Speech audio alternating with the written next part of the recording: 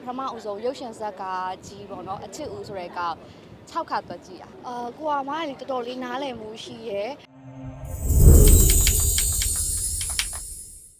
ဒီနေ့ကတော့ Techno ရဲ့ဒီ Come on 40 series ပေါ့နော်အဲ AI partner launch event ပွဲလေးမြတ်တက်ရောက်ဖြစ်တာပါရှင်ပုံလေးမှာလေမြတ်အခုအရန်သဘောကျတဲ့အချက်လေးအခုကကျွန်တော် AI kit ဆိုတော့လေဒီထဲမှာပါတဲ့ AI features လေးဆိုလို့ရှင်မြတ်အရန်သဘောကျတယ်ပြီးလို့ရှင်မြတ်ကလည်းဒီ vlog လေးပါရိုက်တော့ဒီ content တွေ create လုပ်တာပဲဖြစ်ပြီးတော့နောက်ဒါက online shopping ထွက်တာအရန်ဝါသနာပါတော့လေဒီထဲမှာပါတဲ့အဲ့လို click to search ဆိုတဲ့ဒီ features လေးတော့မြတ်အရန်သဘောကျတယ်ရှင်ဟုတ်မြတ်တို့လို online shopping အရန်ထွက်တဲ့သူတွေဆိုလို့ရှင်ဒီအကြောင်းအရာတစ်ခုခုဆိုတည်တည်ကြကြသိထားမှာဝယ်တင်တယ်ပေါ့နော်အဲ့လိုဟာတွေဆိုလို့ရှင်သူက circle လေးလောက်လိုက်တာနဲ့အဲ့ product ရဲ့အကြောင်းပေါ့နော်သူ detail လေးအဲ့လိုရှာပေးတယ်စုံစုံစစ်စစ်ပေါ့နော်ဥပမာဝယ်မဲ့နေရအစားသူကဖော်ပြပေးတဲ့အတွက်ကြောင့်မို့မြတ်တော့အရန်အသုံးဝင်တယ်လုံးဝမရှိမဖြစ်ဖုန်းလေးပါဟုတ်ဒီ2025ခုနှစ်ထဲမှာပေါ့နော်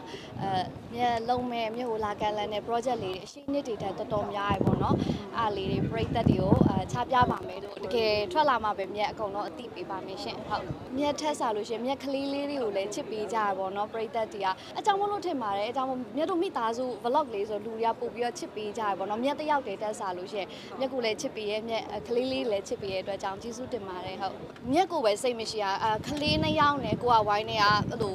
ကွေးနေအောင်ကမြက်တယောက်ကထထရှိရမြက်ကအဲ့လိုအရန်အရီတန်တဲ့သူတွေမှာပါလေဟိုတယောက်ကြည့်ပြီးရီဒီတယောက်ကြည့်ပြီးသူကစိတ်မရှိမြက်ကိုအဲ့လိုမျိုးဖြစ်တာဟုတ်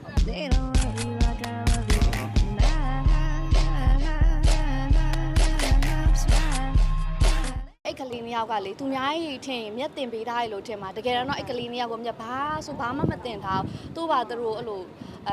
စကားပြောကောင်းနေနဲ့တူတယ်ဟုတ်ဟုတ်တယ်ကိုလင်းအောင်ရဲ့ fan girl ပေါ့နော်ကိုလင်းအောင်ရဲ့ပထမအဆုံးရုပ်ရှင်ဇာတ်ကားကြီးပေါ့နော်အချစ်ဦးဆိုတဲ့ကောင်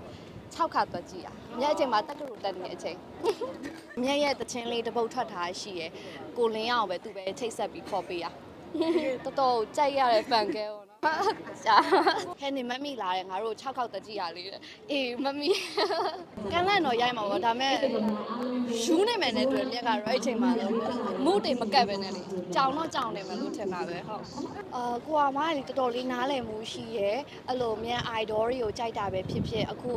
ဇက်ကားလေးရိုက်တော့လဲမတူတဲ့မင်းသားတွေတွဲရတယ်ပေါ့နော်အဲ့ချိန်မှာလဲသူနားလည်မှုအပြည့်ပေးရဲမြက်ကိုလို့အဲ့လိုစာပို့ပြီးတော့လေတကွန်ကွန်အဲ့လိုမျိုးပြောရမရှိပြန်လာလဲ AC ပဲကိုကဝိုင်းရတော့အမြဲတမ်းအဲ့လိုနားလည်မှုအရင်ရှိပါတယ်ဟုတ်